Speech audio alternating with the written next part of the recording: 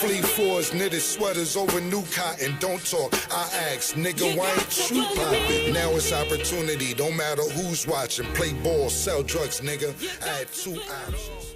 All right, first off, man, good to meet you. Pleasure to meet you too. Thank you for having me. I appreciate it. For sure. So, so what has this, run been like, man? I mean, like, it's been a minute since your last record, man. So, Yeah. So, like, what's it been like? It's been dope, you know what I'm saying? I had put a project out a couple years ago called The Program. I was going to do The Program too, but we looked at the calendar. I talked to some people that I knew up at Universal, and I didn't realize till a few months ago, maybe 5-6 months ago, that it was Purple Haze 15-year anniversary. So I'm like, instead of doing a program, me zoom in, focusing on some music that I got, and do Purple Haze 2, being that this was the exact month that Purple Haze came out 15 years ago. Yep. But the run's been great. I mean, there's nothing to complain about. It's good to see that people are still excited about my project. People still mess with me. People still want to hear music. So, I mean, it's a blessing. It's been a really good thing. Yeah. What kind of similarities and differences do you think this has from the first Purple Haze? From the original? Yeah. I would say differences, similarities, I got heat makers on there. It's a bunch of soul on there. Always gonna have some soulful music, which Purple Haze 1 had a lot of. Couple of the same producers. My man Schizo did a few on Purple Haze 1. Purple Haze 2, he did a few as well. Only difference is that I was explaining to somebody, I didn't get a chance to put the skits in there because I was dealing with a death in the family a few weeks ago. So I'm doing Purple Haze 2 Reloaded in February, where all these skits, because people are asking me, the skits was big on Purple Haze 1. People really loved the skits, and I didn't get a chance to incorporate them on this particular project because when I had to hit a project and I was going through something personal. But I just say it's a 2020 version of Purple Haze 1.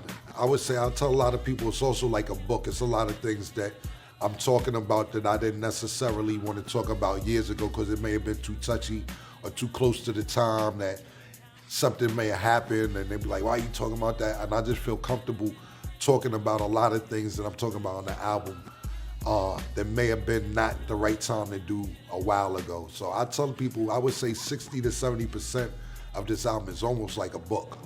Yeah, that's actually going to be my next question. Like, what makes you comfortable with actually talking about these things after keeping them, suppressed? So long? Yeah. Well, when it's certain things that something happens, you get into a fight. Not saying this is relating to me. You get into a fight with your best friend. You may not want to talk about it directly a week after you get into a fight with your best friend if it's a messy fight. But 2-3 years later down the line, y'all can laugh about that day that y'all got into that fight. And I'm not saying that's pertaining to exactly my songs, but it's the kind of same scenario to you. You be like, yo, I still got a black eye. How are we talking about this fight? But then 3 years later, you could be like, yo, remember you gave me the black eye, punched you in your nose? Yeah. And it's that same similarity, you know what I'm saying? So that's why I'm talking about it now. I just had to jump in. Yeah. Because I saw a picture of you and 50 laughing recently. Right. And that's that same. Yeah, the same scenario. Yeah, like we was beefing. And you know what, when me and him was talking, we was like, dude, myself and 50, we got our own beefs. Not with each other, just with period. But when we talk, we like, this shit was all music. It was nothing physical happened to me, nothing physical happened to you. Nobody kids got hurt, nobody wife got hurt. Shit was all music and fun, and that's what we was sitting there laughing about. It was good entertainment, it was good competition for music, but it wasn't that personal to where we couldn't sit down and have a conversation. Yep. Out of all these stories that you're sharing on the new album, are any of them specifically close to you, whether it was? Yeah, absolutely. I talk about Big L. I talk about this guy, Reggie White, from my neighborhood. He's really, he's like my big homie in my neighborhood growing up. A lot of people don't talk about him from my neighborhood, and I think he should get a little more credit. So I named his name in a few songs. Big L, of course, talking about a night that I came out of club in LA and Suge Knight tried to step to me and said I owed him money. And it's a lot of things, but everything that I'm talking about, I'm pretty close to. I don't want to talk about things that I don't know what I'm talking about. So the stories that I'm referring to, absolutely, yeah, I'm pretty close to all of them. It's interesting because I think for a lot of rappers, those stories are sort of what make them big in the first place. Right. Whereas you've gotten to where you're at without necessarily needing those stories. Gotcha. I think because for some stories, people already knew them. Right. Because you came from a certain time. Right. And other times you just didn't speak about it. Right. So like, is that something that's interesting to you, that you were able to get to that point without sharing a lot of those stories? Well, it isn't necessarily interesting. It's more of a blessing to where just whether sharing the stories or not sharing the stories, to be doing this as long as I'm doing it and people still be interested, that's a blessing in itself. Whether I'm talking about stories, whether I'm talking about Scooby-Doo, it don't matter. For me to just even still be, requested or people want to know what's going on or with the music or the movies or the clothing or even selling clothing this long, the Diplomat brand, whatever, it's a blessing in itself. So of course I would have to say yes to, what you asking me is like, I don't know, it's just the fans, man. It isn't like I sit there and say, yo, y'all better go buy my music. You know what I'm saying? You better go do this. I owe it all to everybody, all the fans that I fuck with. A few years ago, you had a show. I forget where it's at. I think it was. I forget where it's at, but it was a Dipset show. Mm-hmm. And I remember being sort of stunned by all of the influence that you had at that show. Right. I feel like Davies was there, and he had a song called SDE, right? Right. Sports, drugs, and entertainment, think I'm Killer Can. 20 grand, spin it like a ceiling fan. Pan, old Harlem niggas pitching grams. Killer streets, then hit the beach, go get a tan. Right. And then there were a couple others, like my mind is going blank right now. I don't worry about it, take your time. But what is it like to see the impact that you've had on other artists? It's great, man. It's really, really dope. And a lot of artists that's out now are just coming out, and new artists, established artists, been out for 10 years, 5 years, 2 years, 6 months. They really give me a lot of credit, and not knowingly, on myself I'm talking about, for being different, taking a chance wearing a pink coat, taking a chance wearing oversized clothes or whatever the case may be, because now to not be normal is the normal. You get what I'm saying? And they give me a lot of credit. I'm like, damn, I didn't look at it like that. You know what I'm saying? So me taking chances gave them the opportunity to take the chances they want to take.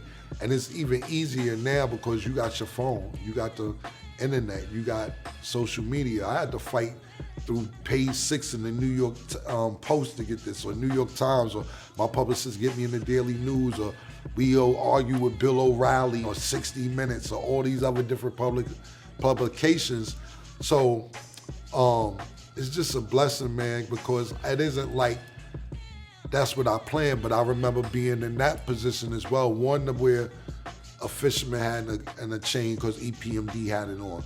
One to get 30 chains because I seen Slick Rick wearing 29 chains and I want to have 30. I want to have more than him. You know what I'm saying? Or seeing Run DMC and say, yo, I got to get a pair of shell-toe Adidas, you know?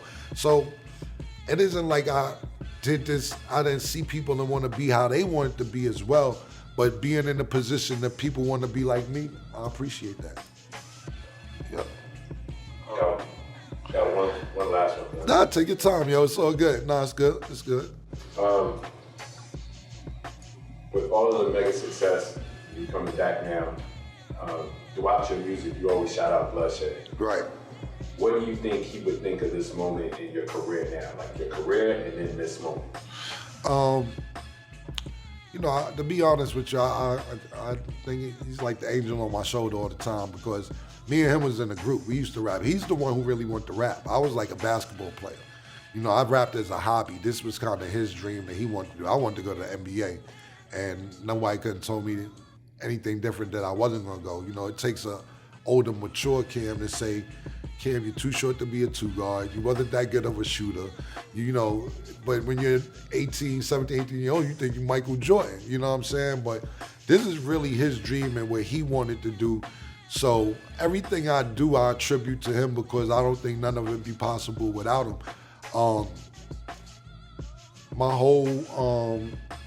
I got my record deal 4 months after he passed away. I've been trying to get a record deal for 3-4 years, me and him both before that. So it's kind of like, why am I getting a record deal right now? Why am I going gold or selling platinum or doing this, anything musically? So that's like my angel on my shoulder because to me, I'm living his dream. He's passed away, but this is his dream. So I'm kind of living his dream. Even though it's a dream while I was together, this wasn't my number one thing. Basketball was, so this was his number one thing. So everything that I do, I'm always gonna shout him out because, like I said, he's the one who pushed the envelope for me to do this. Yeah. Can I get one more? Yeah, go ahead. No, you good, bro. Take it. If y'all got some more, it's cool. We'll figure it out. Right. You've had a lot of iconic moments, man. Yeah. Like, more than almost any other rapper, when I think of you, I think of moments. Thank you. I think of the video when you rise up on the platform with the Dipset coat. Right. I think of you on Rap City. Right. I think of you stepping into the pink truck. Right. I think of all these moments. Right. I think of your Bill O'Reilly. What moments are the most iconic to you? Like that stand out most to you in your life and in your memory? Let me see. Like you said, it's a lot. If I had to name, not bragging, I'm just saying, if I had to name something, I would say that the most, this might not be the right answer, but this is what I've been seeing the last 2 weeks and it's coming to my brain, is probably people really like, is the Rap City Counting the Money one while I'm rhyming, you know what I'm saying? I see that a lot. I see that like every day because I get tagged on it. But yeah, it's something, I was explaining to one of my friends and I was saying that, like I like the rapper, the Baby. I like his shit. He can rap too. But what I was explaining is, it was a time where he wore a pamper, and he wanted to get your attention because you ain't seen him with a pamper since. But then you who is it doing the pamper? Then you like, oh, this nigga can rap. He can rap. Oh, he's nice. Oh, you know how to make a song. Okay, but that's what he had to do to get your attention. Now he can be himself, and that's how I did a lot of things. Let me count this money in front of Rap City. Yo, let me go to Fashion Week with a pink joint on. Let me do this, let me do that to keep your attention because I got something good to give you. You know what I'm saying? Even like when I was with my ex-girlfriend, I used to promote her body a lot, but I knew she had more to offer. I knew she was smart, I knew she was intelligent. But let's get them over here looking at you because the eye is what attracts you. After you see a physical relationship, not just females, I'm talking about how he count money when he rapping. What the fuck he doing with a pink coat on at Fashion Week? What's behind that? You know what I'm saying? And that's what I did with a lot of moments that you're talking about. It may create shock value, but what's behind the shock value? So to answer your question, just because that's on my mind right now, I'm gonna say Rap City, but it may be something else if you ask me again tomorrow. Yeah. What you were just saying about your relationship with Bloodshot is really interesting about how early on you weren't looking for the deal. Right. That's interesting to me because the way that you rap, it always has a sort of, it has a feeling where you know how good you are at it. Right. But that you're interested in other shit. So Right. It has an effortlessness to it because you weren't really trying very hard.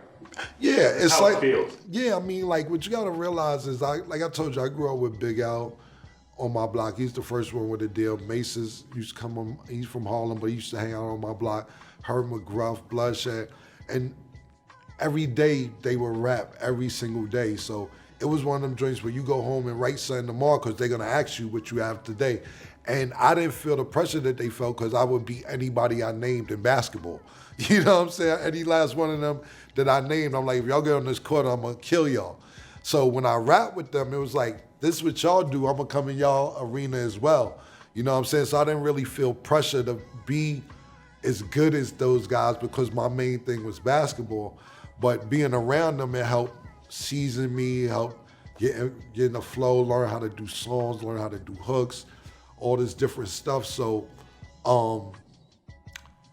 like you said, it kind of was like effortless because I didn't care, but I seen the format that people were doing to be nice. You know, a lot of rappers just be like, hey, say, bay, way, you know, but Big L and everybody, we learned to compound our rhymes, you know what I'm saying? Compound words. So that's what separates you. If you can do song and compound your words and still make sense out of it and all that, you know, just being around them, I didn't feel like I had to be the best, even though I may have ended up being one of the best. It wasn't a necessity for me to be the best because I was like, this is what these guys do. But then as time went on and it got more serious, you're like, oh, people fuck with me. People like what I'm doing. Oh, I got kicked out of college. This basketball shit looking slim. Let me start focusing on this avenue right here. Yeah. Yeah. You had, and you brought up going at 50 on wax. Right. And you were going to J on wax too. And you went at each of them during a really high point in their careers, you know. Right. What gave you the, I don't want to say bravery, but what gave you the chutzpah, you know, to get them on wax? Like I said, it's just, that's been going on since the beginning of time. People are saying do beefs and whatever. There's a lot of personal stuff, not really personal business. Me and 50 had an argument on the radio station, Hot 97, phone argument. That led to that. We did the songs back and forth, and that was that. Me and Jay, it was just, you know, shit that was going on in Rockefeller that's neither here nor there now because we both moved on. But, you know, battling, shit been going on since Kumo D and LL Cool J, you know what I'm saying? Or LL Cool J and Cannabis, whoever been battling for years. It wasn't really nothing new to just have a battle, you know what I'm saying? So I didn't look at it as the height of somebody's career, or this person was here. I just looked at it as battling on music. Like I said, it luckily and thank God, man, it didn't turn into anything else on either one of our behalf or anybody's behalf, and it all stayed music. But as far as music battling, that's been going on forever, man. Nothing new. And as you said, you've had to deal with grief while, you know, putting this album together. Right. Have you ever had to deal with grief during the creative process? And if so, and you know, and whether you have or you haven't, how do you think that's impacted your process and also the final product? Well, I mean, I was just saying, I got a lot of people in my media circle passed away, and it's always good to write about stuff. I'm a writer, so I get a lot of stuff out writing. Like I said, Bloodshed, when he passed, Hud 6 passed away. Those are like my two best friends. This particular project, when my significant other, my shorty that I was messing with just passed away, this was kind of different because, and I didn't have time to write about it because I have to hand your album, and she just died 3 weeks ago. You know what I'm saying? It hasn't even been a full month yet. So I had to hand a project in. I couldn't, like I said, I couldn't get skits done. I couldn't get certain things done because you have to hand the album in for Spotify, for Apple, for Tidal, for every digital outlet, Amazon, all the outlets you have to hand in. You can't just hand it in tomorrow.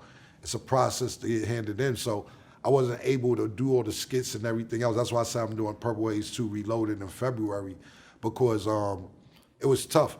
And this one, to be honest, because like I said, I deal with a lot of deaths. This one kind of hit me a little bit harder because, you know, it's one thing when your friends die, your homeboys, I'm talking about, or one of the dudes you mess with. But with somebody you sleep with at night, every night, well, not every night, 3-4 nights a week or whatever, dies, that's messed up. Because if one of your homeboys dies, something like that, you go home and lay in the bed with your girl and all that other shit. Your girl died, who you gonna lay up with? You can't go lay up with your mother or your home. You know, that shit is a pretty tough pill to swallow, you know what I'm saying? So this was kind of different. I've never been in a scenario like that, so it kind of messed me up for a couple of weeks.